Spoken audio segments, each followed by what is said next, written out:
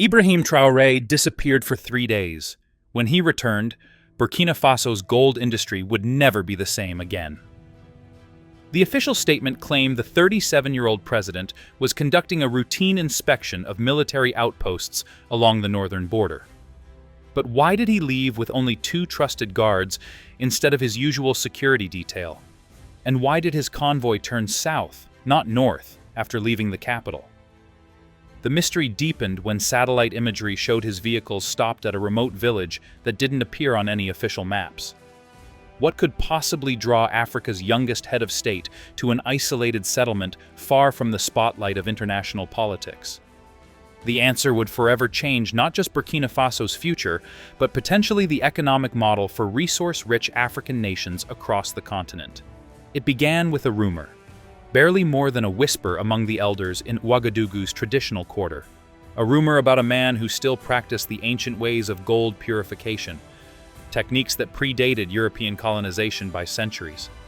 Techniques that had been systematically suppressed, nearly erased from history by colonial powers determined to maintain their monopoly on gold processing. Captain Ibrahim Traoré, who had already nationalized Burkina Faso's gold mines in a bold move against Western economic interests, became obsessed with a tantalizing possibility.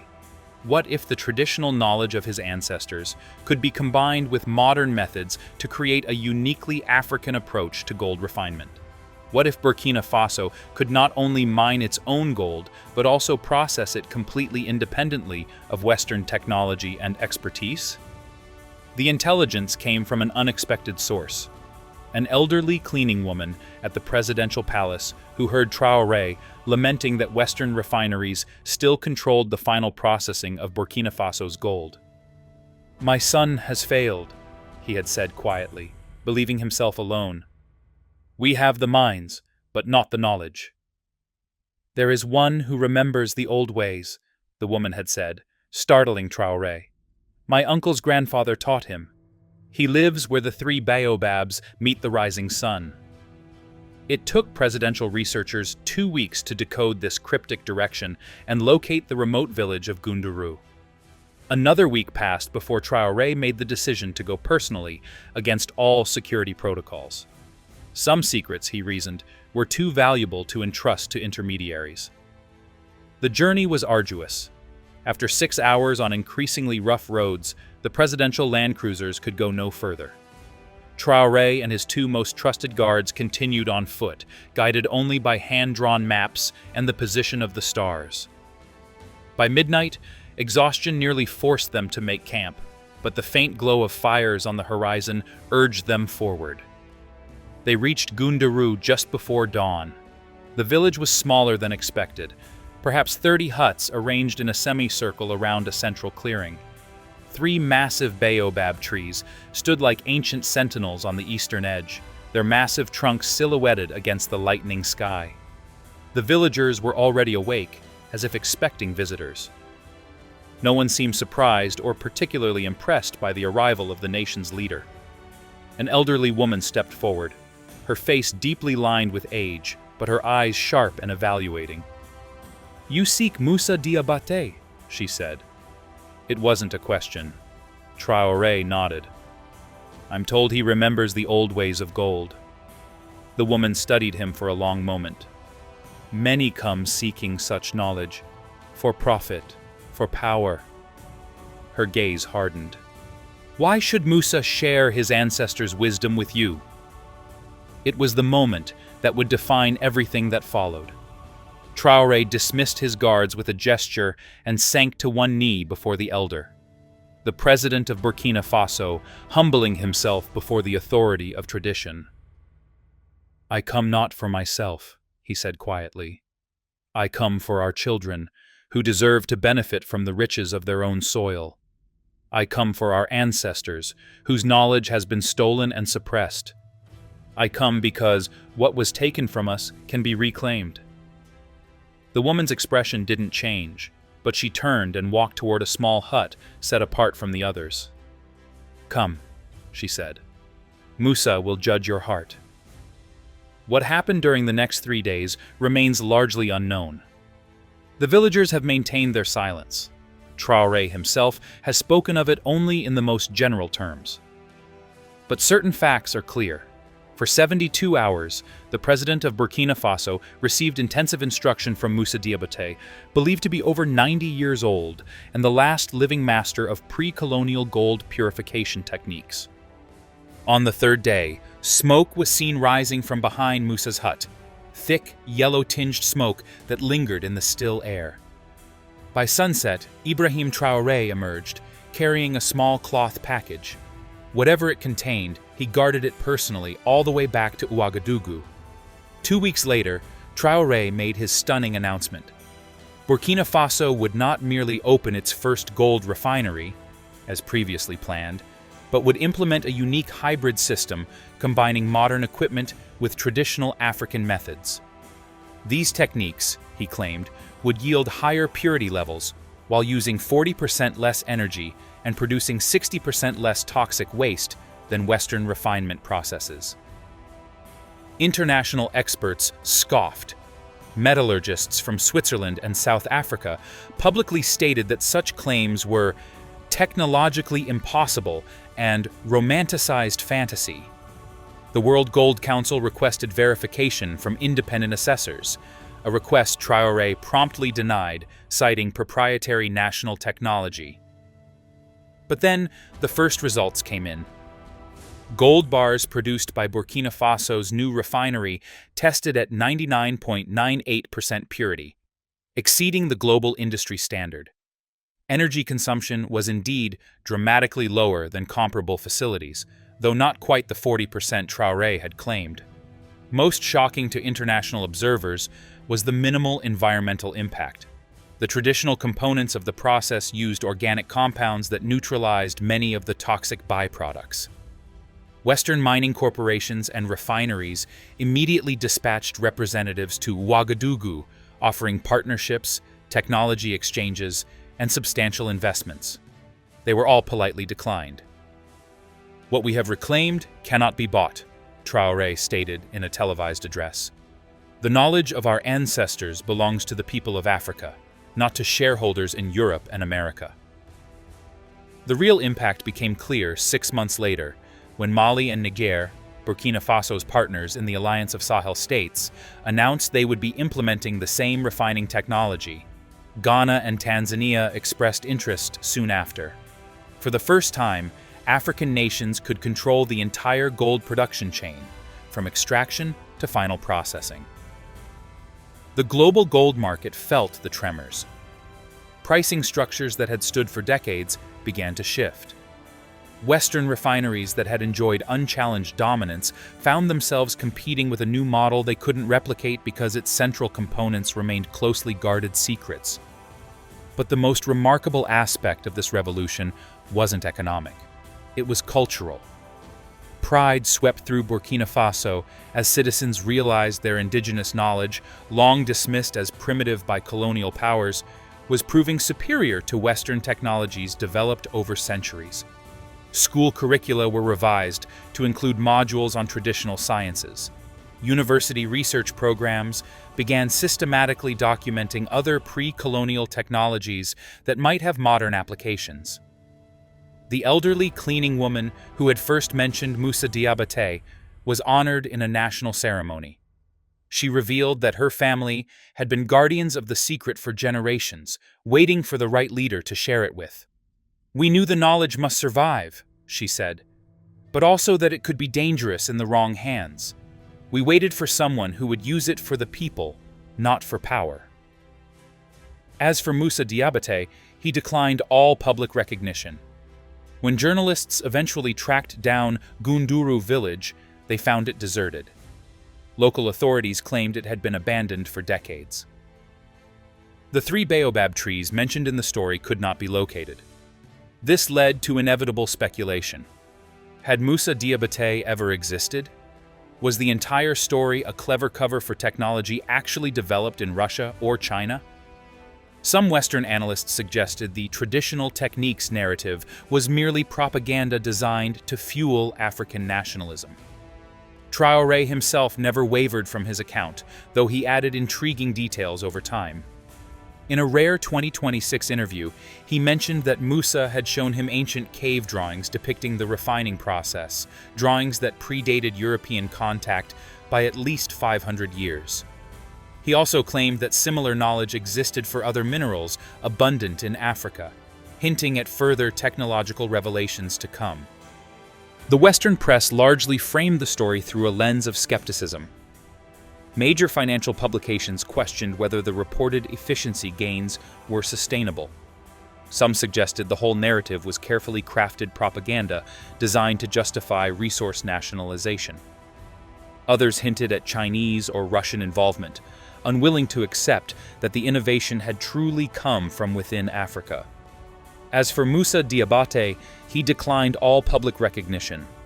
When journalists eventually tracked down Gunduro village, they found it deserted. Local authorities claimed it had been abandoned for decades. The 3 baobab trees mentioned in the story could not be located. This led to inevitable speculation. Had Moussa Diabaté ever existed? Was the entire story a clever cover for technology actually developed in Russia or China? Some Western analysts suggested the traditional techniques narrative was merely propaganda designed to fuel African nationalism. Yet the technology itself was undeniably real and functioning. Independent tests confirmed the extraordinary efficiency of Burkina Faso's refineries. Environmental monitoring showed dramatically reduced contamination compared to conventional methods. And the gold itself, 99.98% pure, spoke for itself on international markets. Traoré himself never wavered from his account, though he added intriguing details over time. In a rare 2026 interview, he mentioned that Moussa had shown him ancient cave drawings depicting the refining process, drawings that predated European contact by at least 500 years. He also claimed that similar knowledge existed for other minerals abundant in Africa, hinting at further technological revelations to come. "What we have reclaimed is just the beginning," he said. "The full wisdom of our ancestors would transform this continent." The most compelling evidence supporting Traoré's version came from an unexpected source: environmental scientists. The organic compounds used in Burkina Faso's refineries contained plant extracts unique to the region, used in specific combinations that showed sophisticated chemical understanding. Analysis revealed some compounds were particularly effective at binding to toxic heavy metals, preventing them from contaminating groundwater, a persistent problem with conventional refining methods. These compounds weren't recent innovations. Ethnobotanists confirmed they had been used in traditional medicine and metallurgy for centuries. The secret wasn't a single technique, but a complex, integrated system of knowledge that combined chemistry, physics, and ecology in ways that Western science, with its compartmentalized approach, had overlooked. Several researchers published papers documenting the botanical compositions used in the refining process, tracing their historical usage in West African societies. They found references to similar compounds in colonial-era ethnographic studies, though these had been dismissed as primitive or superstitious by European observers. What had been recorded as ritual practices involving certain plants in metalworking now revealed themselves as sophisticated chemical processes. As this research gained recognition, attitudes began to shift. Some Western universities established exchange programs with Burkina Faso's new Traditional Knowledge Academy. Environmental organizations advocated for wider adoption of the eco-friendly refining methods. Even mining corporations, initially hostile to the development, started exploring how they might incorporate elements of the approach into their operations, though without access to the complete system. By 2027, the Burkina process, as it became known, had spread to 9 African nations. A continental institute was established to safeguard the traditional knowledge while continuing research into its applications. Ibrahim Traoré, despite remaining in power through controversial means, was increasingly viewed as a Pan-African hero who had struck a significant blow against centuries of resource exploitation. The economic impacts rippled outward. gold-producing African nations began negotiating as a bloc, demanding better terms from international buyers. The premium prices commanded by the ultra-pure African gold strengthened their position. For the first time, these countries were approaching resource negotiations from a position of technological advantage, not dependency. In Burkina Faso itself, revenue from the gold sector increased by 45% despite no increase in extraction volume, simply because more of the value remained within the country. This funding allowed for expanded public services, infrastructure development, and education initiatives. While poverty remained a challenge, the trajectory had unmistakably changed. The elderly cleaning woman, when asked why she had chosen that particular moment to reveal the secret to Traoré, gave a response that perfectly captured the historical significance of what had transpired. "For generations, we watched foreigners take our gold and return with trinkets," she said. "They convinced us their knowledge was superior, that we needed their expertise to benefit from what lay beneath our own soil. This lie was more valuable to them than the gold itself. The moment that lie was broken was the true moment of independence." Ibrahim Traoré's three-day disappearance thus became more than a curious historical footnote. It marked the beginning of a fundamental shift in how Africa's resources were processed, valued, and controlled. The continent's vast mineral wealth, historically a curse that attracted exploitation rather than generating prosperity, began to be viewed through a new lens of possibility. As for Moussa Diabaté, his fate remains unknown. Some believe he passed away shortly after sharing his knowledge. Others insist he still lives, continuing to teach selected apprentices in secret locations. A third theory suggests he never existed as an individual, but represented a collective of knowledge keepers who had preserved traditional wisdom through generations of colonial suppression. Perhaps the most compelling theory comes from the oral traditions now being recorded throughout Western Africa. These stories suggest Moussa Diabaté is simply the current name for a role that has existed for centuries. The keeper of knowledge, passing wisdom from one generation to the next, revealing it only when society is ready to use it responsibly. If this is true, there may be other Moussas across Africa, guarding forgotten knowledge in fields ranging from medicine to architecture, agriculture to metallurgy, waiting for the right moment to help their people reclaim their technological heritage. For Ibrahim Traoré, the true significance of those 3 days in Gunduru transcended gold refinement technology. What he discovered was the power of looking backward to move forward, finding in suppressed traditional knowledge the keys to genuine independence. "The colonizers didn't just take our resources," he often says in speeches. "They took our belief in ourselves, our trust in our own knowledge. Reclaiming that belief is the greatest revolution of all." Whether one views Traoré as an authoritarian who seized power through military force or as a visionary reconnecting Africa with its intellectual heritage, one fact remains undisputed.